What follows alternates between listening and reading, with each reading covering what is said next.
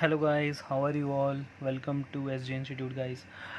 Guys, तो हमने अभी जो लास्ट लेक्चर किया है वो हमने सिर्फ किसके बारे में किया था? Accumulated reserves and undistributed profits and deferred revenue expenditure, that is advertisement expenditure. तो ये हमने सीखा था। फिर उसके बाद हमने इसके अंदर जो हमारा वर्कमैन कंपनसेशन रिज़र्व था और इन्वेस्टमेंट फ्लक्चुएशन रिज़र्व था, हमने उसके ऊपर डिटेल में उसके केसेस पढ़े थे।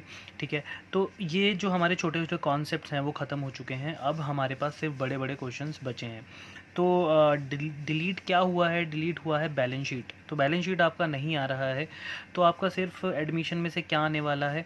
वो आएगा सिर्फ और सिर्फ आपका revaluation account, partners capital account, और साथ में अगर एक और लेजर अकाउंट आया तो डेट इज़ कैश और बैंक अकाउंट। ठीक है, और जर्नल एंट्रीज। तो अगर इस बार इन्होंने बैलेंस शीट को डिडक्ट कर दिया है तो जो मेरा अंदाज़ा है, इस बार पेपर में 95% चांसेस हो सकते हैं कि आपको जो क्वेश्चन दिया जाए वो जर्नल एंट्री बेस्ड दिया जाए। जो इस बार एडमिशन का क्वेश्चन आएगा वो मेरे हिसाब से, क्योंकि इन्होंने बैलेंस शीट बनाने के लिए मना कर दिया है और कैपिटल एडजस्टेड भी नहीं है, तो शायद नहीं यार, मैं तो बहुत स्ट्रॉन्ग फीलिंग के साथ कह रहा हूँ, 95 या 90% मुझे ऐसा लग रहा है कि जर्नल के ऊपर क्वेश्चन आएगा। ठीक है, बट हम दोनों सीखेंगे, हम लेजर भी सीखेंगे, हम जर्नल भी सीखेंगे, ताकि हमारा दोनों में ही प्रैक्टिस जो है बहुत स्ट्रॉन्ग रहे। ठीक है गाइस, तो चलिए अपना आगे कंटिन्यू करते हैं। तो बेटा क्वेश्चन नंबर 62 टी.एस. ग्रेवाल का ही है। ठीक है, कह रहे balance sheet of Madhu and Vidhi who are sharing profit in the ratio 2:3। Old partners है, उनका रेशियो दे रखा है और उनकी बैलेंस शीट यानी ओल्ड बैलेंस शीट हमें दे रखी है। अब बैलेंस शीट के अंदर क्या क्या दे रखा है वो पढ़ लेते हैं। ये तो सारी एसेट्स है। जब हम यहाँ लायबिलिटीज़ पर नज़र मार रहे थे तो हम एक चीज़ देखी, जर्नल रिजर्व।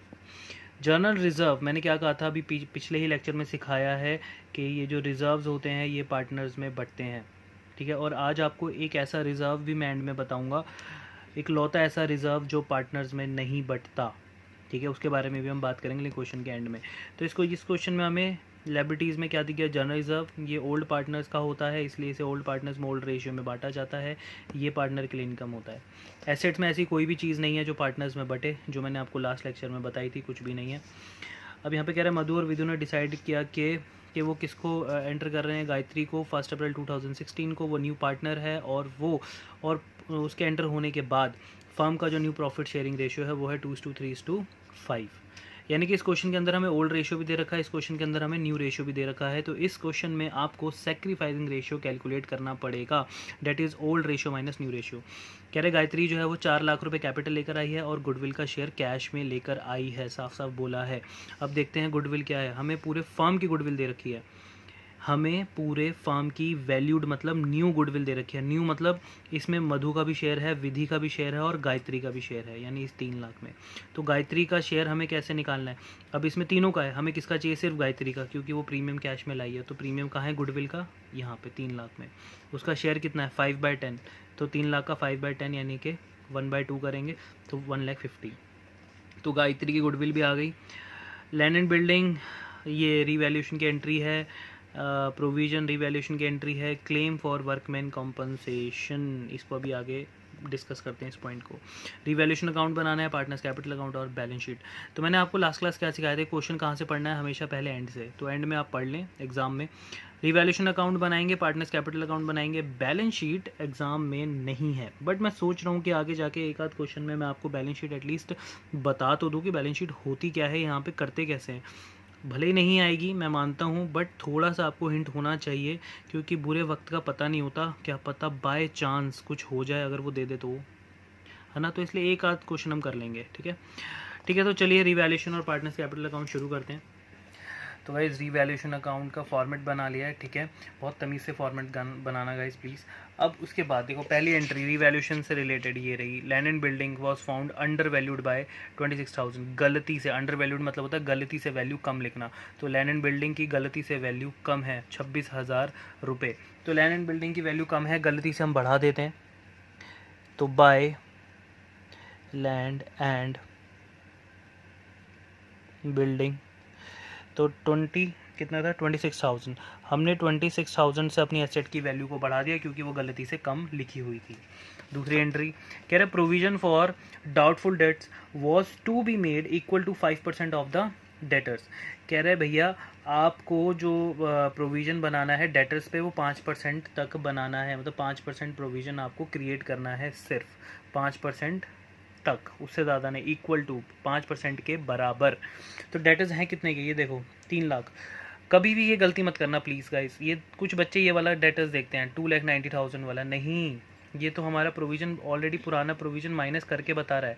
हमें डेटर्स देखने होते हैं ये वाले, इसके ऊपर प्रोविज़न बनता है जिसमें अभी तक हमने ये पुराना प्रोविज़न माइनस नहीं किया, उससे पहले वाला 3 लाख। तो 3 लाख का 5% कितना हुआ, 3 लाख का 5% होता है हमारा 15,000 रुपये। कह रहा है कि आपको 5% के बराबर प्रोविज़न बनाना है बस। तो हमने जब 3 लाख का 5% निकाला तो वो होता है 15,000। तो भैया हमने ये देखा यार 5% के बराबर लाना है ना, तो 15,000 लाना है। पहले से कितना बना रखा है 10, ऑलरेडी हमारे पास प्रोविज़न हमने 10 बना रखा है, लेकिन क्वेश्चन में कह रहा है कि भैया 10 नहीं 15 बनाना है। तो सोचो और कितना हमें प्रोविज़न बनाना है, 5,000 रुपये प्रोविज़न हमें और बनाना है। प्रोविजंस क्या होते हैं, रिजर्व्स, और प्रोविजंस क्या होते हैं हमारे लिए, लायबिलिटीज़। तो यहाँ पे लिखेंगे to provision for bad debts 5,000 रुपये, ठीक है। तो 5,000 रुपये प्रोविज़न बना लिया। नेक्स्ट देखिए, नेक्स्ट में कह रहा है there was a claim of ₹6,000 on the account of workman compensation. अब कुछ बच्चे यहाँ पे कहेंगे सर देखो नीचे एडजस्टमेंट आ गई लेकिन ऊपर तो वर्कमैन कंपनसेशन गिवन ही नहीं है।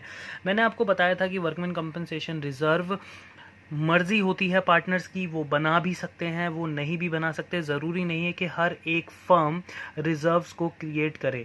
कुछ फर्म्स ऐसी होती हैं जो वो रिज़र्व्स क्रिएट नहीं करती, उनको नहीं लगता इम्पॉर्टेंट कि हम वर्कमैन कंपनसेशन बनाएं या फिर हम जर्नल रिज़र्व बनाएं।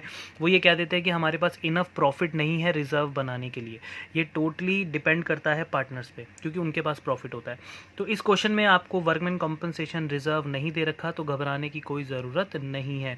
अगर आप वर्कमैन कंपनसेशन रिजर्व नहीं भी बनाते तब भी आपके वर्कर को चोट लग सकती है, उसको आपको कॉम्पनसेशन देना पड़ सकता है। कॉम्पनसेशन मतलब कुछ ना कुछ पैसा देना पड़ सकता है, उसकी भरपाई करनी पड़ सकती है। तो यहाँ पे वही हुआ है, यहाँ पे रिजर्व तो नहीं है लेकिन हाँ भैया वर्कर को कोई पैसा खर्च हुआ है, उसका कोई चोट वगैरह लगी है या कोई भी सर्कमस्टांस हुआ है तो आपको उसका क्लेम भरना पड़ेगा। और मैंने क्या सिखाया था बच्चों के, claims are always payable, that is called liabilities. तो हमारे क्लेम क्या होते हैं, हमारी लायबिलिटीज़। क्लियर है। तो यहाँ पे ये जो वर्कमैन कंपनसेशन है 6,000 रुपये की हमारी लायबिलिटी है, हमें अपने वर्कमैन को 6,000 रुपये देने हैं, दिए नहीं हैं अभी। तो यहाँ पे हम लिखेंगे टू वर्कमैन कॉम्पनसेशन क्लेम। अब कुछ बच्चे यहाँ फिर कंफ्यूज कि सर ये तो आपने यहाँ क्यों लिखा, बेटा क्योंकि लायबिलिटी है ना, अभी आपने पैसा देना है, तो आपकी जब लायबिलिटी इंक्रीज़ होगी तो वो आपके लिए लॉस होगी। और लायबिलिटी जब भी इंक्रीज़ होती है वो रिवैल्यूएशन के कौन सी साइड पे जाती है, डेबिट साइड पे। तो 6,000 रुपये। क्लियर है। वर्कमैन कंपनसेशन क्लेम की बात हो गई है। अब अगर आप देखो तो इसके नीचे कोई भी एडजस्टमेंट नहीं है। अब हम सिर्फ क्या करेंगे, रिवैल्यूएशन को क्लोज करेंगे, उसका प्रॉफिट और लॉस निकालेंगे। तो 26,000 तो यहाँ पे हमारी इनकम है और 11,000 क्या है हमारा एक्सपेंस यानी लॉस। तो इनकम हमारी ज़्यादा है तो बचा हुआ जो होगा गेन वो किस में बटेगा, ओल्ड पार्टनर्स में। ठीक है, ओल्ड पार्टनर्स में किस रेशियो में बटेगा, ओल्ड रेशियो में। तो बच्चों ये रहा हमारा क्या, 15,000 हमारा गेन था। गेन हमने बांट दिया ओल्ड रेशियो में, और बुक में ओल्ड रेशियो कितना दे रखा है क्वेश्चन में, 2:3। क्लियर है। ये हमारा रिवैल्यूएशन अकाउंट खत्म हुआ। रिवैल्यूएशन अकाउंट के बाद कौन सा बनाना है हमें, partners capital account. Partners capital account बनाते वक्त हमने कितने स्टेप फॉलो किए थे, 3 स्टेप। मैं फिर कह रहा हूँ वो 3 स्टेप आपको याद रखने हैं। पहला स्टेप बैलेंस शीट में देखो, दूसरा स्टेप एडजस्टमेंट्स में देखो, तीसरा स्टेप रिवैल्यूएशन में देखो। ठीक है, यही 3 स्टेप हम फॉलो करेंगे। इस अकाउंट का नाम हम रख देते हैं 3 स्टेप वाला अकाउंट, ताकि आप भूलो ना एग्जाम में प्लीज़। तो यहाँ पर अगर आप देखो सबसे पहला स्टेप क्या होता है बच्चों, हम देखते हैं बैलेंस शीट में। ठीक है, बैलेंस शीट में हम देखते हैं, तो बैलेंस शीट में आप देखते हैं पार्टनर से रिलेटेड हमें क्या क्या मिला। ठीक है, अभी जो हमने लास्ट लेक्चर्स किए हैं, लास्ट लेक्चर के बाद हमें और भी कुछ चीज़ें बैलेंस शीट में मिलने वाली हैं। पहले हमें मिलती थी सिर्फ कैपिटल्स, बैलेंस बीडी लेते थे, लेकिन इस बार देखो हमें क्या मिला, जनरल रिजर्व। ये भी ओल्ड पार्टनर का रिजर्व होता है, इसको किस में बांटते हैं हम, ओल्ड रेशियो में। ये मैं पीछे सिखा चुका हूँ, ठीक है। तो यहाँ पर अब इनकी एंट्रीज हम करेंगे पार्टनर्स कैपिटल अकाउंट में। तो कैसे करेंगे ये देखिए, सबसे पहले तो यहाँ पे हम लिखेंगे by balance BD. By balance BD, balance BD में जो मधु की जो कैपिटल है वो है 5,20,000 और जो विधि की कैपिटल है वो है 3 लाख रुपीज़, ठीक है।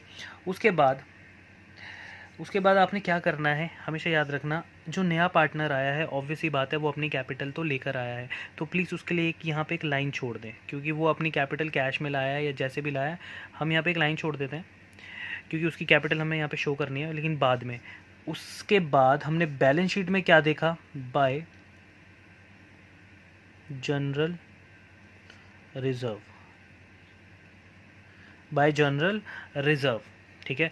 बाय जनरल रिजर्व हमने देखा, और जनरल रिजर्व का जो अमाउंट दे रखा है क्वेश्चन में वो दे रखा है 30,000 रुपीज़। अब 30,000 ये ओल्ड रिजर्व है, तो ओल्ड रिजर्व ओल्ड पार्टनर में बढ़ता है, वो भी किस रेशियो में, ओल्ड रेशियो में।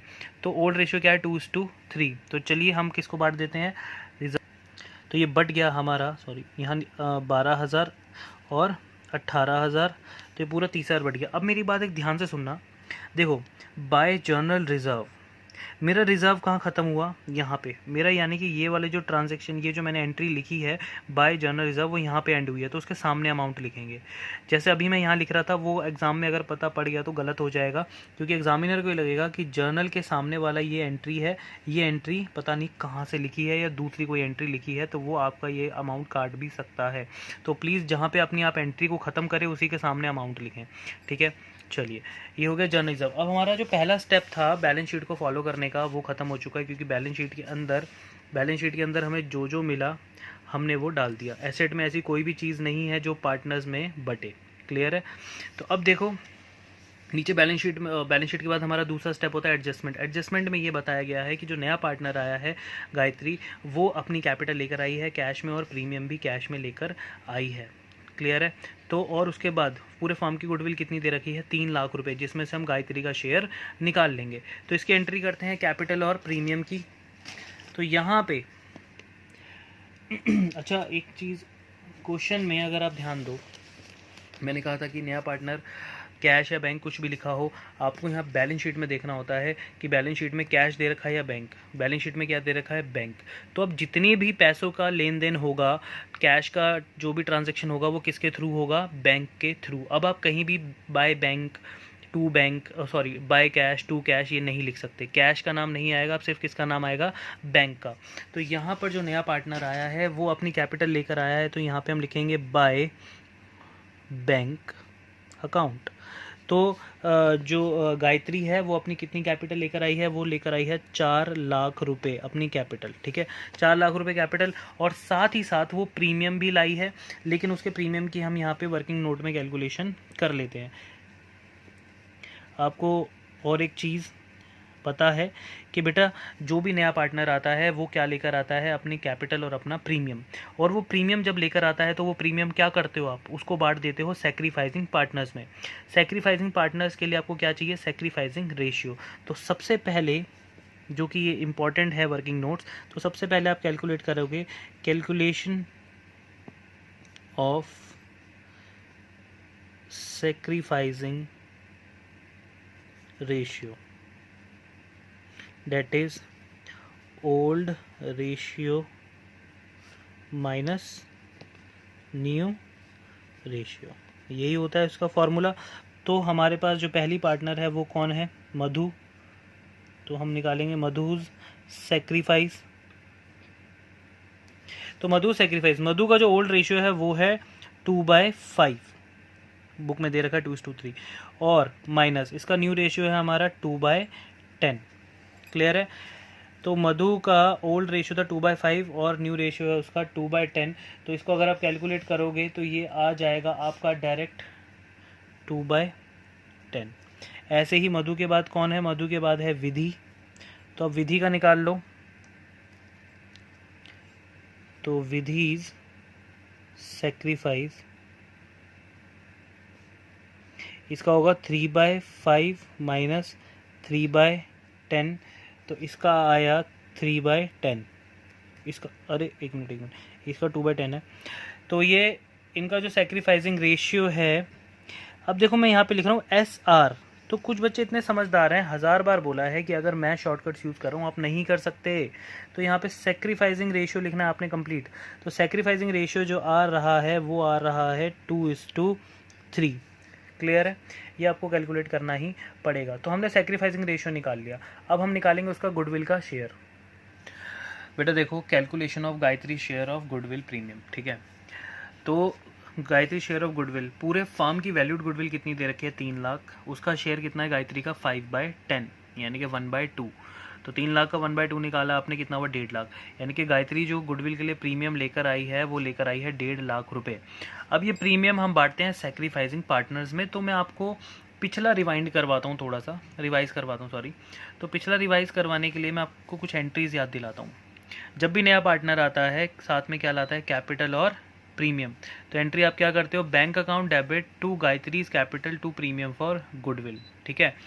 अब ये जो प्रीमियम होता है ये आप किस में बांटते हो? ये बांटते हो आप सेक्रीफाइसिंग पार्टनर्स में, यही सीखा था हमने। तो सेक्रीफाइसिंग रेशियो अभी हमने पीछे निकाला था 2:3। तो premium for goodwill account debit to Madhu's capital to Vidhi's capital, ये दोनों सेक्रीफाइसिंग पार्टनर्स हैं। तो मधु और विधि की कैपिटल जो है वो क्रेडिट हो रही है प्रीमियम की वजह से, यानी इन दोनों को प्रीमियम मिल रहा है, इन दोनों की कैपिटल बढ़ रही है 2:3 के रेशियो में, यानी कि 60,000 90,000, ठीक है। तो आपने गायत्री की कैपिटल तो पीछे दिखा दी बाय बैंक करके, लेकिन आपने ये जो प्रीमियम था ये आपने किस में बांटा? मधु में और विधि में। तो प्रीमियम की एंट्री आपको अब पीछे कैपिटल अकाउंट में शो करने पड़ेगी। तो यहाँ पे आप लिखेंगे बाय, बैंक तो लिख चुके हो उसकी कैपिटल, अब प्रीमियम बांटा है आपने तो यहाँ पे लिखोगे बाय, पूरा लिखना है by premium for goodwill. By premium for goodwill कितना बांटा है आपने? 60,000 और विधि को मिला है 90,000, ठीक है। प्रीमियम फॉर गुडविल हमने बांट दिया। अब एडजस्टमेंट के अंदर जो हमारा सेकंड स्टेप चल रहा है ये एडजस्टमेंट के अंदर और कोई पार्टनर से रिलेटेड एंट्री नहीं है। तो हमारा लास्ट स्टेप क्या होता है? हमारा लास्ट स्टेप होता है रीवैल्यूएशन अकाउंट। तो रीवैल्यूएशन अकाउंट में आपको देखना है कि पार्टनर्स कैपिटल कहाँ है। सीधा एंड में जाके सिर्फ गेन जब हम बांट रहे हैं रीवैल्यूएशन का तभी पार्टनर्स कैपिटल अकाउंट है बस। तो पार्टनर्स में रीवैल्यूएशन का गेन बढ़ रहा है, ये भी पार्टनर्स के लिए क्या है? एक इनकम है, यानी कि इनकी कैपिटल दोबारा से क्या हो रही है? इंक्रीज। और इंक्रीज होती है तो कैपिटल क्या होती है? क्रेडिट। आप इसकी जर्नल एंट्री क्या कर रहे थे पीछे? रीवैल्यूएशन का प्रॉफिट जब आप पार्टनर्स में बांटते हो तो एंट्री क्या करते हो? Revaluation account debit to Madhu's capital to Vidhi's capital, दोनों की कैपिटल फिर से क्रेडिट हुई। उसका रीज़न था यहाँ पर आएगा बाय रीवैल्यूएशन, ब्रैकेट में आप लिखेंगे गेन, और कितना कितना गेन है? 6,000 9,000 रुपीज़, ठीक है। इसके अलावा और कोई भी चीज़ नहीं है जो पार्टनर्स में बटे। हमने 3 स्टेप थे, तीनों के तीनों फॉलो कर लिए बस। अब इसका क्या करेंगे एंड में टोटल? तो यहाँ पे लिख देंगे हम सीधा 2 बैलेंस CD। अब कुछ बच्चे यहाँ पे ना लिखें भैया 2 बैलेंस CD, प्लीज़ थोड़ा सा गैप छोड़ के एंड में ही लिखना या बीच में लिखना अगर यहाँ पे कुछ नहीं है तो 2 बैलेंस CD इनका टोटल कर लेते हैं। चलिए, तो बेटा हमने इसका बैलेंस CD निकाल दिया है और लिख दिया। अब इसके बाद हम वैसे तो बनाते थे बैंक अकाउंट ये सब, बट इस क्वेश्चन में नहीं बोला तो हम नहीं बना रहे हैं, और बैलेंस शीट हमारे को अभी इस साल कोर्स से डिलीट कर दिया तो वो भी नहीं कर रहे। अब अपना करते हैं नेक्स्ट क्वेश्चन। चलिए बेटा देखो, नेक्स्ट क्वेश्चन है क्वेश्चन नंबर 65 कि अराउंड 31 2017 बैलेंस शीट दे रखी है आपको किसकी? अबीर और दिव्या की, यानी ये दोनों ओल्ड पार्टनर्स हैं जिनका जो प्रॉफिट शेयरिंग रेशियो है वो है 3:1। बैलेंस शीट आपको गिवन है। अब ज़रा बैलेंस शीट में देखते हैं कि पार्टनर्स में क्या क्या बटना चाहिए। तो बैलेंस शीट में है, सबसे पहले हमने पढ़ा क्रेडिटर्स नहीं, एम्प्लॉयज़ प्रोविडेंट फंड। अब ये जो फंड है एम्प्लॉयज़ प्रोविडेंट फंड, मैंने कहा था कि जो हम अभी क्वेश्चन पढ़ रहे हैं इससे पहले जो हमने क्वेश्चन पढ़ा उसके एंड में बताऊंगा मैं, लेकिन अब वो नेक्स्ट क्वेश्चन में मुझे टॉपिक ही मिल गया तो मैं इस क्वेश्चन में आपको समझाता हूँ। एम्प्लॉयज़ प्रोविडेंट फंड, बेटा ये जो फंड होता है ना, ये इकलौता ऐसा फंड है जो पार्टनर्स में नहीं बंटता। सर क्यों, किस लिए? आपने तो कहा था सारे रिजर्व्स और सारे फंड पार्टनर्स अपने प्रॉफिट में से बनाते हैं तो वो आपस में बांट भी लेते हैं, लेकिन एम्प्लॉयज़ प्रोविडेंट फंड नहीं बांटते, क्योंकि ये इकलौता ऐसा फंड होता है जो किसी भी पार्टनर के प्रॉफिट में से क्रिएट नहीं किया जाता। मतलब कि इस फंड को बनाने के लिए पार्टनर्स अपने पैसों से सेविंग नहीं करते। सर फिर पैसा कहाँ से आता है? वो आता है एम्प्लॉयज़ की सैलरी में से। आपने सुना होगा कि जब भी कोई गवर्नमेंट एम्प्लॉय, ये वैसे होता सभी एम्प्लॉयज़ के साथ है, लेकिन हमने गवर्नमेंट एम्प्लॉयज़ के बारे में ज़्यादा सुना है। तो गवर्नमेंट एम्प्लॉयर जो होते हैं जब वो रिटायर होते हैं, तो आपको पता है जब वो रिटायर होते हैं तो उनको रिटायरमेंट पे कुछ पैसा मिलता है ना। तो वो पैसा पता है कौन सा पैसा होता है? जब वो जॉब पे जाते थे, जब उनको सैलरी मिलती थी, उस वक्त मान लो उनकी सैलरी होती थी मान लो 50,000, तो उनको इन हैंड 50,000 नहीं मिलता था, उनको इन हैंड मिलता था 47,000 या 46,000। तो 3-4 हज़ार रुपये गवर्नमेंट जो थी वो उस एम्प्लॉय के बिहाफ पे सेविंग करती थी। जैसे अगर मैं एक गवर्नमेंट एम्प्लॉय हूँ तो मेरे बिहाफ पे, मेरे लिए मेरी गवर्नमेंट सेविंग करेगी। वो मेरी सैलरी में से 50,000 में से 3-4 हज़ार रुपये काट लेगी हर महीने और उसको वो मेरे प्रोविडेंट फंड अकाउंट में डाल देगी। आपने सुना होगा पीएफ मिलता है रिटायरमेंट के बाद, तो पीएफ मींस प्रोविडेंट फंड। तो वो जो प्रोविडेंट फंड होता है वो जब तक मैं जॉब कर रहा हूँ वो मेरी सैलरी में से कटता रहेगा और मेरे प्रोविडेंट फंड अकाउंट में जुड़ता रहेगा। जब मैं फर्म को छोड़ दूंगा या फिर मैं फर्म से रिटायर हो जाऊंगा तो जो मेरी फर्म है वो जो मेरी फर्म है वो मुझे मेरा प्रोविडेंट फंड का पैसा, पीएफ का पैसा जो उन्होंने मेरी सैलरी में से काट के जोड़ा है वो मुझे वापस कर दिया जाएगा विद इंटरेस्ट। ठीक है, ये था प्रोविडेंट फंड। तो अब आपको क्लियर हो गया कि प्रोविडेंट फंड जो होता है वो पार्टनर्स अपने प्रॉफिट में से नहीं बनाते। वो एक्चुअली में कौन सा फंड होता है? जो एम्प्लॉयज़ की सैलरी में से पैसा काटा जाता है। तो क्या ये पैसा पार्टनर्स का है? नहीं, ये पैसा है बाहर वालों का, यानी कि एम्प्लॉयज़ का। तो इसलिए फर्म के लिए ये एक तरह की लायबिलिटी है। जैसे क्रेडिटर्स हो गए वैसे ही ये प्रोविडेंट फंड हो गया। क्रेडिटर्स का भी पैसा हमें चुकाना पड़ता है और प्रोविडेंट फंड का भी पैसा हमें देना पड़ता है एम्प्लॉयज़ को। समझ आती है बात? तो फिर अपने दिमाग में एक बात डाल दो, employees provident fund old partners में ओल्ड रेशियो में नहीं बांटा जाता। सिर्फ कौन सा fund? Employees provident fund, EPF. Clear है बात? बस। अब उसके अलावा और क्या है बैलेंस शीट में? इन्वेस्टमेंट फ्लक्चुएशन रिजर्व, ये पार्टनर्स में बढ़ता है।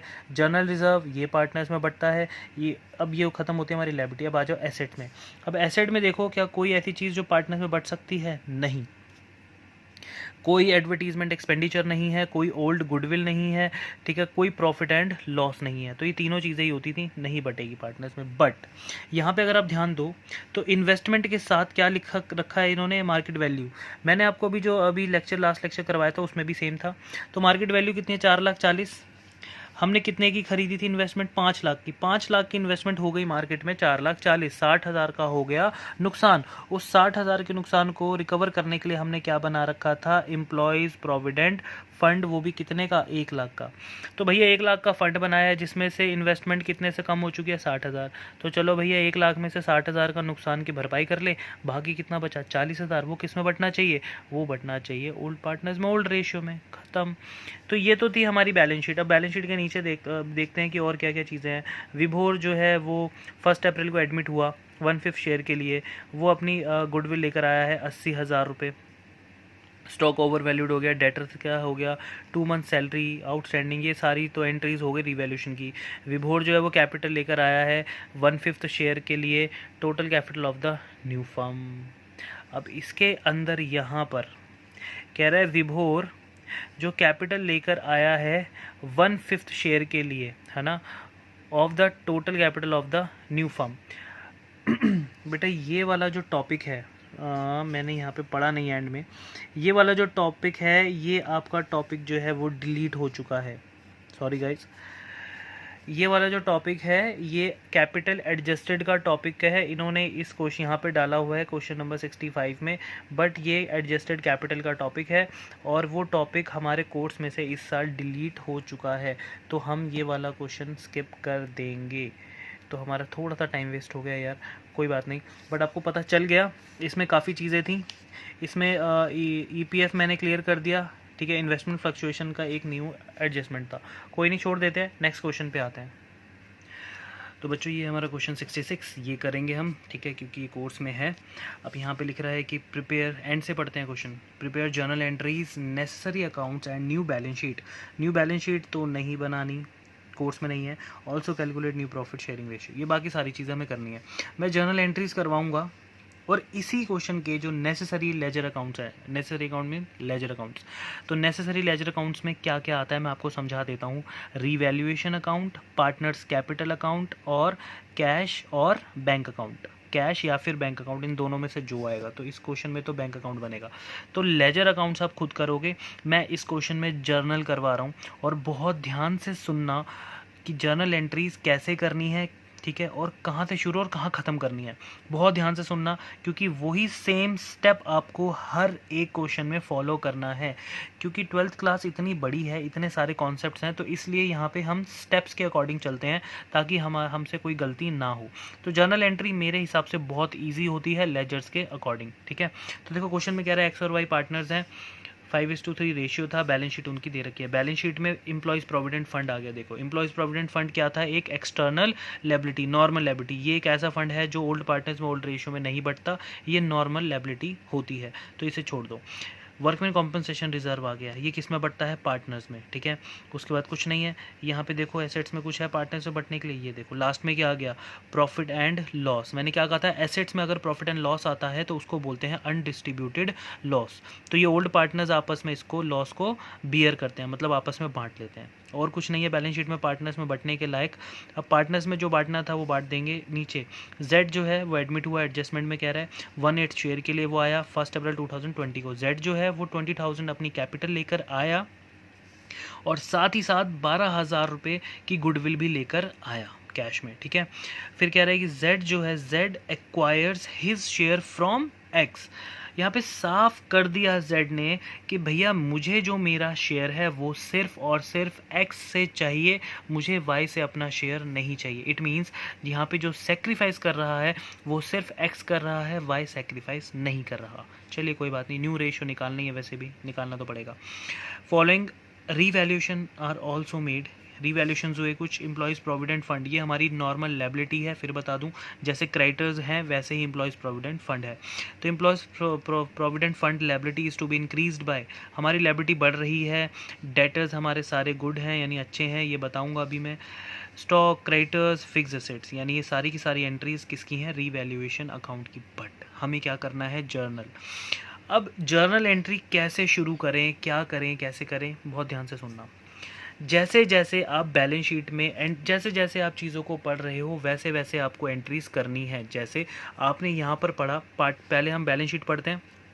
बैलेंस शीट में हम ये देखते हैं कि पार्टनर्स में बांटने के लायक कौन कौन सी चीज़ें हैं। तो हमने बैलेंस शीट में देखा, सबसे पहले मुझे मिला एम्प्लॉयज़ प्रोविडेंट फंड, ठीक है। ये पार्टनर्स में बढ़ता है क्या, नहीं, इग्नोर। फिर कौन सा फंड मिला मुझे, वर्कमैन कंपनसेशन फंड या रिजर्व, तो वर्कमैन कंपनसेशन रिजर्व मिल गया। ये पार्टनर्स में बढ़ता है ना, ओल्ड पार्टनर्स में ओल्ड रेशियो में।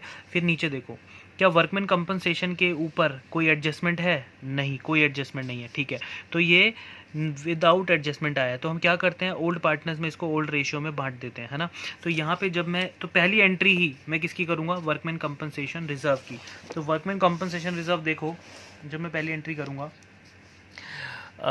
यहाँ पे सीधा सीधा क्या लिखूँगा मैं, वर्कमैन, ये एंट्रीज मैं पीछे करवा चुका हूँ। वर्कमैन कंपनसेशन सीधा बांट दो, workman compensation reserve account debit to old partner से बांट दो, और ओल्ड पार्टनर्स का क्वेश्चन में नाम क्या है, एक्स एंड वाई। तो टू एक्स कैपिटल अकाउंट और टू वाइज कैपिटल अकाउंट। तो जो हमारा वो है वर्कमैन कंपनसेशन रिजर्व, वो है कितना, 5800 रुपीज़। तो 5800 को हम किस में बांटेंगे, ओल्ड पार्टनर्स में ओल्ड रेशियो में, तो 5:3 ओल्ड रेशियो। तो बेटा ये बांट दिया मैंने, ठीक है। ये ओल्ड पार्टनर्स में ओल्ड रेशियो बांटा 5:3 में। अब इसका बीइंग लिख देंगे, being workman compensation reserve distribute among old partners, ठीक है। उसके बाद आती है हमारी नेक्स्ट एंट्री। नेक्स्ट एंट्री अगर आप देखो यहाँ पे वर्कमैन कंपनसेशन के अलावा कुछ नहीं था। फिर हमारे एसेट्स में हमें क्या मिला, अनडिस्ट्रीब्यूटेड लॉस। अब लॉस अगर हम पार्टनर्स में बांटेंगे तो उनकी कैपिटल क्या होगी, कम हो जाएगी। तो कैपिटल कम होगी तो एंट्री क्या करेंगे हम, ओल्ड पार्टनर्स कैपिटल यानी कि X capital account debit Y's capital account debit to profit and loss account. ये जो हमारा अनडिस्ट्रीब्यूटेड लॉस था, एसेट्स में अगर प्रॉफिट एंड लॉस शो होता है तो मैंने पहले भी बताया था कि वो एक अनडिस्ट्रीब्यूटेड लॉस होता है। लॉस अगर ओल्ड पार्टनर्स का ही है वो, तो ओल्ड पार्टनर्स उसको आपस में किस रेशियो में बियर करते हैं, ओल्ड रेशियो में। तो जो लॉस का अमाउंट हमें दे रखा है वो है 2400 का। तो 2400 का लॉस हम बांटेंगे ओल्ड रेशियो में, डेट इज 5:3। तो बेटा देखो हमने बांट दिया ओल्ड रेशियो में 5:3 में, और इसका being accumulated loss distributed among old partners. ये हमारा एक्यूमुलेटेड लॉस था, मतलब ये अनडिस्ट्रीब्यूटेड लॉस था, हमने किस में बांट दिया, ओल्ड पार्टनर्स में। क्लियर है। अब देखो नेक्स्ट में अगर आप नेक्स्ट ध्यान दो तो बैलेंस शीट के अंदर अब ऐसी कोई भी चीज़ नहीं है जो पार्टनर्स में बटे, हमने सब कुछ बांट दिया। क्लियर है। कुछ बच्चे कह रहे सर ये देखो कैपिटल रह गई। मैंने आपको पहले भी कहा था कि बैलेंस बीडी और बैलेंस सीडी की कोई भी जर्नल एंट्री नहीं होती, तो इसकी जर्नल नहीं होगी। क्लियर है। ये बैलेंस बीडी है कैपिटल अकाउंट का, छोड़ दो, इग्नोर। अब इसके अलावा कुछ नहीं था। अब आ जाओ नीचे एडजस्टमेंट में। अब नीचे एडजस्टमेंट में जैसे जैसे पॉइंट्स को पढ़ते जाओ बस वैसे वैसे एंट्रीज करते जाओ, उसके अलावा आपने कोई और दिमाग नहीं लगाना। जैसे सबसे पहले क्या दे रखा है, they admit Z into partnership 1/8 share in the profits for 1 April 2020। Z brings 20,000 as his capital and 12,000 for goodwill in cash. Z आया, नया पार्टनर है भैया, 20,000 लाया है कैपिटल को और 12,000। अब आपने पढ़ लिया, अब सीधा इसकी जर्नल कर दो, क्योंकि नया पार्टनर आया है, वो क्या लाया है, कैपिटल और प्रीमियम। अब ऊपर देखो क्या दे रखा है, कैश एट बैंक। तो सारी एंट्री किससे होगी, बैंक से। कैश से एक भी एंट्री मत करना, क्योंकि ऊपर बैंक यूज़ कर रहे हैं वो। तो यहाँ पे हम एंट्री करेंगे न्यू पार्टनर के आने की और कैपिटल और प्रीमियम लाने की। तो यहाँ पे आप एंट्री करेंगे बैंक अकाउंट डेबिट टू, अच्छा इस पार्टनर का एडमिशन कब हुआ है, 1 अप्रैल 2020 को, है ना। तो ये जितनी भी जर्नल्स हैं ये सारी की सारी ये 2020 अप्रैल 1 को ही होंगी। ये सब के लिए डेट सेम रहेगी, सब के लिए जितनी भी एंट्रीज आप कर रहे हो, ठीक है। सर ऐसा क्यों, क्योंकि भाई देखो ये रीवैल्यूएशन कब हुआ है, जब नया पार्टनर आया। नया पार्टनर कब आया, 1 अप्रैल को। तो ये मान लिया जाएगा ये सारी की सारी एंट्रीज 1 अप्रैल को हो रही हैं। बट अगर क्वेश्चन के अंदर जो नया पार्टनर आया है उसके एडमिशन की डेट गिवन नहीं है, 1 अप्रैल वगैरह कुछ नहीं लिखा, तो आपने यहाँ पर डेट नहीं लिखनी, तो फिर इस कॉलम को खाली आप छोड़ देंगे, ठीक है। तो अभी सारी एंट्रीज यहाँ पे एक बार 1 अप्रैल लिख दिया। अभी अंडरस्टूड है कि सारी एंट्रीज 1 अप्रैल को ही मानी जाएंगी, हर किसी के आगे 1 अप्रैल लिखने की ज़रूरत नहीं है, ठीक है। वैसे कुछ टीचर्स क्या करते हैं, ये जो एडमिशन हुआ था ना, एडमिशन की एंट्री सबसे पहले लिखवाते हैं ऊपर। एडमिशन की एंट्री जो होती है सबसे पहले ऊपर लिखवा देते हैं कि नया पार्टनर आया है उसका एडमिशन लिखवा दो, और इस डेट को उसके आगे लिखवा देते हैं, ठीक है। इस डेट को उसके एडमिशन की क्या कहते हैं, एडमिशन की ट्रांजैक्शन के आगे लिखवा देते हैं। तो वो ये साबित करते हैं कि भैया ये जो 1 अप्रैल का जो डेट है, ये जो 1 अप्रैल हमने लिखा है ये इसलिए आया है क्योंकि नया पार्टनर एडमिट हुआ है। बट ऐसा कुछ नहीं है, आप एडमिशन की एंट्री भी पहले लिख के डेट लिख सकते हो, और बाकी अगर आप कोई एंट्री कर रहे हो तो उसके आगे भी आप 1 अप्रैल लिख सकते हो, क्योंकि रीवैल्यूएशन वगैरह ये सारे तभी बनते हैं जब नया पार्टनर एडमिट होता है। तो दोनों ही चीज़ें ठीक है, आप दोनों में से कोई भी जो आपको मन करे वैसे आप अडॉप्ट कर सकते हो। क्लियर है। तो बैंक अकाउंट डेबिट टू, नया पार्टनर जो एडमिट हुआ है वो अपनी कैपिटल लाया है, यानी कि जेड्स कैपिटल अकाउंट क्रेडिट, क्योंकि इंक्रीज़ होगा क्रेडिट ही होगा, रूल कहता है। और टू साथ ही साथ वो क्या लाया है, प्रीमियम फॉर गुडविल। तो प्रीमियम फॉर गुडविल और कैपिटल, यानी कि कैपिटल कितनी लाया है बच्चों, वो 20,000 कैपिटल लाया है और 12,000 प्रीमियम। तो 20,000 कैपिटल 12,000 प्रीमियम, टोटल बैंक में कितना पैसा आया है, 32,000 रुपये, ठीक है। ये इसका बीइंग मैंने आपको बहुत बार बताया हुआ है, बीइंग लिख लेंगे, ठीक है। उसके बाद आते हैं इस प्रीमियम को बांटने की बारी। तो हम इस प्रीमियम को किस में बांटते हैं बच्चों? सेक्रीफाइसिंग पार्टनर्स में। तो premium for goodwill account debit कितना? 12,000 रुपये प्रीमियम। सेक्रीफाइसिंग, अब यहाँ पे रुक जाते हैं क्योंकि यहाँ पे अब हमें नीड है वर्किंग नोट्स की। सेक्रीफाइसिंग पार्टनर्स में बांटने के लिए आपके पास सेक्रीफाइसिंग रेशियो होना चाहिए, और क्वेश्चन में तो ये भी कह रहा है कि न्यू रेशियो फाइंड करो। वैसे इस क्वेश्चन में बहुत क्लियर है कि सेक्रीफाइसिंग रेशियो होगा क्या। ये देखो सीधी सी बात कह रहा है कि Z acquires his share from X, यानी कि Z अगर आ रहा है 1/8 शेयर के लिए, तो 1/8 शेयर उसने किससे लिया है? सीधा सीधा X से। तो X ने कितना सेक्रीफाइस किया? 1/8, यानी कि सिर्फ और सिर्फ X ही सेक्रीफाइस कर रहा है। तो प्रीमियम किसको मिलना चाहिए? सिर्फ X को। क्लियर है? बट इस क्वेश्चन में हमसे डिमांड की गई है कि भैया आपको न्यू रेशियो फाइंड करना है, तो हमें पूरा क्वेश्चन शो करना पड़ेगा, न्यू रेशियो निकालना पड़ेगा। और सुनो, तो उसके लिए बेटा हम बना लेते हैं अपना वर्किंग नोट्स न्यू रेशियो निकालने के लिए। तो चलिए वर्किंग नोट्स करते हैं। बेटा देखो हमने यहाँ पे क्या किया है, calculation of new profit sharing ratio. New profit sharing ratio निकाल लिया हमने। कैसे? Z acquired from X। Z जो है वो सिर्फ किससे ले रहा है? X से ले रहा है 1/8 शेयर। तो X का न्यू प्रॉफिट रेशियो क्या होगा? ओल्ड कितना था उसका? 5/8 माइनस 1/8, 4/8 आ गया X का न्यू। Y का न्यू शेयर जो पहले था वही सेम रहेगा 3/8, क्योंकि Y ने कोई भी सेक्रीफाइस नहीं किया, तो उसका जो ओल्ड शेयर था वही न्यू है। और Z का शेयर कितना है? 1/8 क्वेश्चन में गिवन था। तो new profit sharing ratio short form use नहीं करनी, 431। अब मैंने पहले यहाँ वर्किंग नोट्स लिख दिया था और मैंने बोला भी था कि वर्किंग नोट में करते हैं, बट वर्किंग नोट्स मत करना क्योंकि क्वेश्चन के अंदर साफ साफ बोला है कि आपको कैलकुलेशन शो करनी है न्यू प्रॉफिट शेयरिंग रेशियो की। तो वो वर्किंग नोट्स में नहीं बनेगा, वो कैलकुलेशन आपको नॉर्मल शो करनी है क्वेश्चन के अंदर, वर्किंग नोट्स मत लिखना। क्लियर है? तो अब भैया ठीक है, हमें पता पड़ गया कि यहाँ पे सेक्रीफाइस सिर्फ और सिर्फ X कर रहा है। तो पीछे जो हमने जर्नल एंट्री बना रखी है यहाँ पर, ये देखो जो जर्नल कर रखा है, ये जो प्रीमियम है, प्रीमियम बांटने का जर्नल। प्रीमियम किस में बढ़ता है बेटा? सिर्फ और सिर्फ सेक्रीफाइसिंग पार्टनर में। और यहाँ पे सेक्रीफाइसिंग पार्टनर कौन है? सिर्फ अकेला X। तो ये पूरा का पूरा प्रीमियम किसको मिलेगा? सिर्फ और सिर्फ X को। तो X कैपिटल अकाउंट 12,000 रुपये से हुआ क्रेडिट। ठीक है, अब हमने प्रीमियम बांट दिया। प्रीमियम बांटने के बाद और कोई एंट्री नहीं है न्यू पार्टनर से रिलेटेड। ठीक है, प्रीमियम बांट दिया, कैपिटल की एंट्री कर दी, सब कुछ। अब देखो सीधा आ जाते हैं रीवैल्यूएशन की एंट्रीज पे। सबसे पहले वो कह रहा है कि employees provident fund liability is to be increased by, कह रहा है कि लायबिलिटी की वैल्यू बढ़ गई। लायबिलिटी की वैल्यू जब भी बढ़ती है हमें होता है नुकसान, और नुकसान हमेशा रीवैल्यूएशन के कौन सी साइड पे जाता है? डेबिट साइड पे। तो यहाँ पे हम एंट्री करेंगे क्या? यहाँ पे जब आप एंट्री करोगे तो यहाँ पे आप लिखोगे employees provident fund EPF, sorry हमारा लॉस बढ़ा है तो हम एंट्री करेंगे रीवैल्यूएशन अकाउंट डेबिट, क्योंकि लॉस है तो रीवैल्यूएशन के डेबिट में तो जाएगा। एक्सपेंसेस गेन, हम एक्सपेंसेस इंक्रीज कर रहे हैं। 2, ये लॉस क्यों बढ़ा है? क्योंकि हमारी लायबिलिटी की वैल्यू बढ़ी है, that is employees provident fund EPF account. ये आपको पूरा लिखना है, शॉर्टकट यूज़ नहीं करना है। तो एम्प्लॉयज़ प्रोविडेंट फंड हमारी लायबिलिटी होता है, 5,000 से हमारी लायबिलिटी बढ़ी, और लायबिलिटी बढ़ने की वजह से हमें हुआ नुकसान। नुकसान गया रीवैल्यूएशन के डेबिट साइड में। ठीक है, being the value of employees provident fund is increased. बस अब उसके बाद नेक्स्ट देखो entry, all debtors are good. इसका मतलब क्या हुआ? ऑल डेटर्स आर गुड मतलब कि हमारा कोई भी डेटर अब बैड डेट्स में कन्वर्ट नहीं होगा। हमारे जितने भी डेटर्स हैं वो हमें पैसा देने के लिए तैयार हो चुके हैं, है ना। अब यहाँ पर ऊपर अगर आप डेटर पे नज़र डालो तो आपके पास पहले 20,000 के डेटर थे, जिसमें से आपको 600 रुपये के डेटर्स पे शक था, तो आपने प्रोविज़न बना लिया, यानी लायबिलिटी बना ली। बट नीचे क्या लिखा है? ऑल डेटर्स आर गुड, यानी कि अब हमारा पैसा नहीं डूबेगा।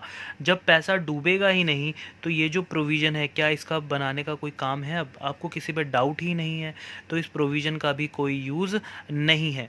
तो प्रोविज़न हमारे लिए क्या होता है? लायबिलिटी। अब जब हमारे सारे के सारे डेटर्स गुड हैं तो ये इस लायबिलिटी की हमें कोई ज़रूरत नहीं है। अब इस लायबिलिटी को हम क्या कर देंगे? कैंसिल, यानी कम कर देंगे। तो लायबिलिटी कम होगी तो हमें हमारे लिए क्या होगा? प्रॉफिट। लायबिलिटी जब भी कम होती है हमारे लिए होती है इनकम, और इनकम जाती है रीवैल्यूएशन के क्रेडिट साइड में। तो यहाँ पे लायबिलिटी कम होती है तो वो क्या होती है? डेबिट। तो लायबिलिटी का नाम क्या है? Provision for doubtful debt account debit. Liability मेरी कम हो रही है, मैंने डेबिट कर दिया। अब लायबिलिटी कम हुई तो मुझे हुआ इनकम, प्रॉफिट हुआ, प्रॉफिट जाता है रीवैल्यूएशन के क्रेडिट साइड में, तो इसलिए मैं क्या करूँगा, रीवैल्यूएशन अकाउंट को कर दूंगा क्रेडिट। ठीक है, कितने रुपए से, 600। नेक्स्ट में कह रहा है कि stock includes 300 for obsolete item hence are to be written off. कह रहे स्टॉक के अंदर 3000 रुपये के बेकार आइटम रखे हुए थे। ऑब्सोलीट मतलब कबाड़, बेकार हो गए वो, तो 3000 रुपये के ऑब्सोलीट बेकार आइटम थे स्टॉक में। अब कह रहे हैं कि उसको रिटर्न ऑफ करना है, उसको कैंसिल करना है। तो भैया स्टॉक हमारी एसेट है, अब 3000 रुपये की एसेट को हमें कम करना है, और एसेट की वैल्यू जब भी कम होती है वो हमेशा हमें लॉस देती है। एसेट जब भी कम होती है लॉस ही होता है, और लॉस कहाँ जाता है, रीवैल्यूएशन के डेबिट में।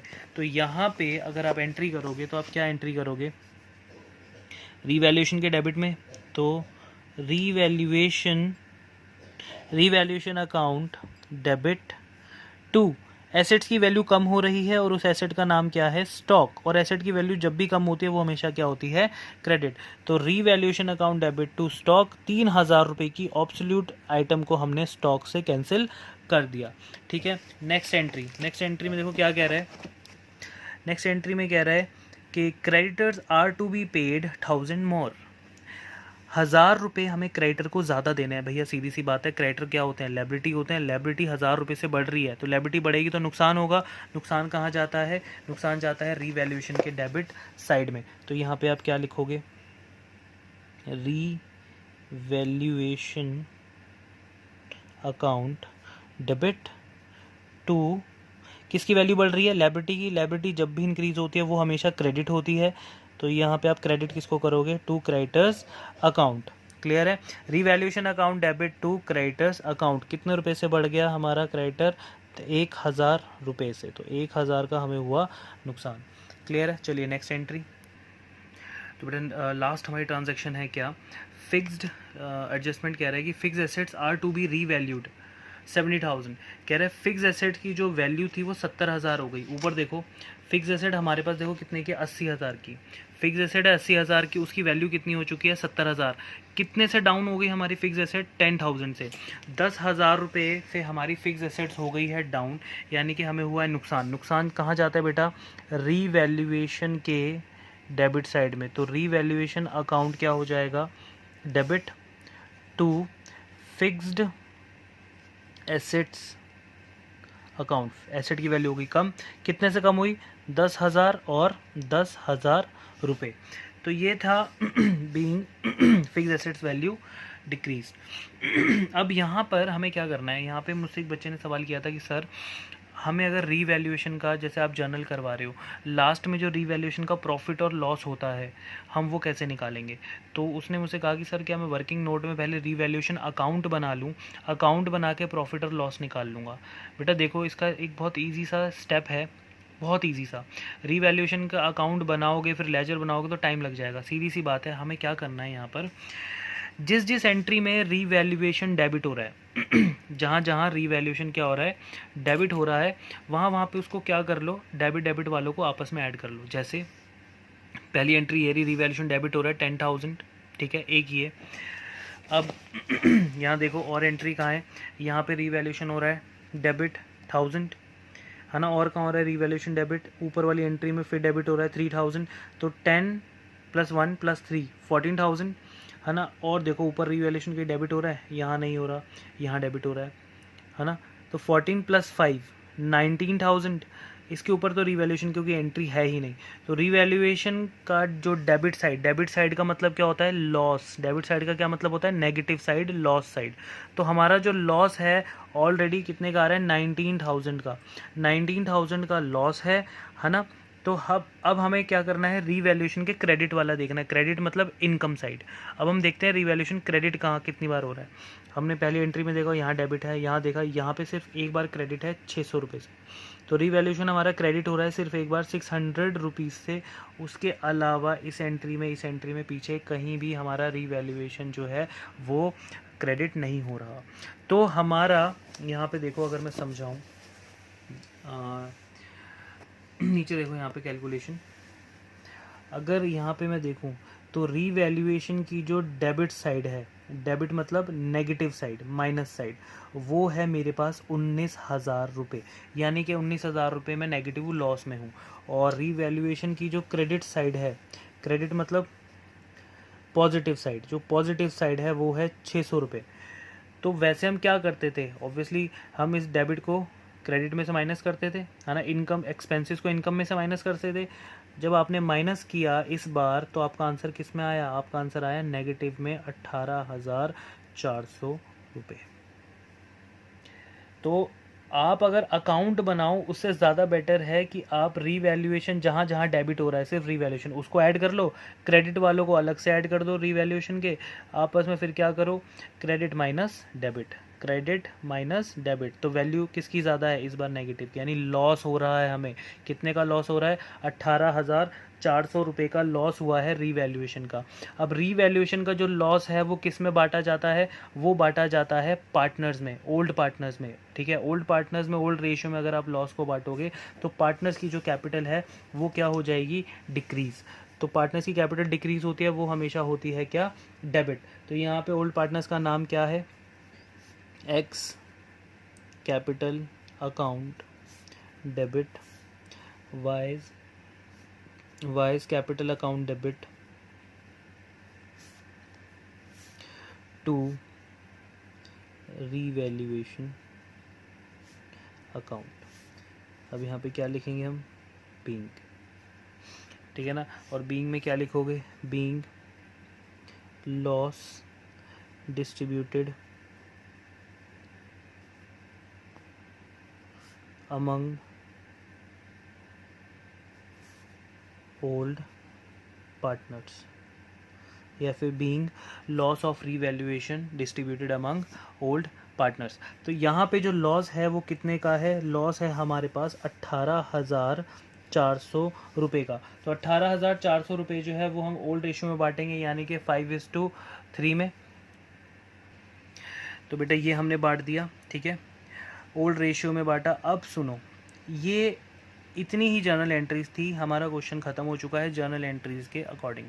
अब यहाँ पे गलती क्या होती है बच्चों से, गलती ये होती है कि वो चलो बाकी सारी जर्नल एंट्रीज वो स्टेप बाय स्टेप कर लेते हैं, लेकिन ये वाली जो जर्नल एंट्री है, ये वाली जर्नल एंट्री बहुत इंपॉर्टेंट है। और इस जर्नल एंट्री को एंड में आते आते काफ़ी बच्चे भूल जाते हैं। वो इसलिए भूलते हैं क्योंकि ये एंट्री जो है ये किसी भी उसमें नहीं दे रखी ना, लाइक एडजस्टमेंट में नहीं है, कुछ नहीं है, क्योंकि रीवैल्यूएशन के लॉस की एंट्री एडजस्टमेंट में तो मिलेगी ही नहीं, ना ही बैलेंस शीट में मिलेगी, है ना। तो जब भी आप एंट्रीज कर रहे हो एक क्वेश्चन के अंदर, जर्नल एंट्रीज कर रहे हो, तो हमेशा याद रखें कि अगर रीवैल्यूएशन अकाउंट की एंट्रीज आई हैं तो रीवैल्यूएशन के साथ साथ उसका प्रॉफिट होगा, मतलब गेन होगा या फिर लॉस होगा, वो पार्टनर्स में ज़रूर बटेगा एट द एंड। तो इस वाली एंट्री को हाईलाइट मैं इसलिए कर रहा हूँ क्योंकि ये मोस्ट इम्पॉर्टेंट एंट्री है, और अगर आप इसको भूल गए क्वेश्चन में करना तो आपको काफ़ी ज़्यादा मार्क्स देने पड़ेंगे एग्जामिनर को। वो आपके एटलीस्ट इस एक एंट्री के 1.5 नंबर तो आराम से काट लेगा, 1.5 या 2 नंबर, ठीक है। तो ये एंट्री प्लीज़ लास्ट में करना ना भूलें जब भी आप रीवैल्यूएशन अकाउंट पढ़ा रहे हो, ठीक है, मतलब सॉरी रीवैल्यूएशन अकाउंट की जर्नल एंट्रीज कर रहे हैं, तो इस एंट्री को करना ना भूलें एट द एंड।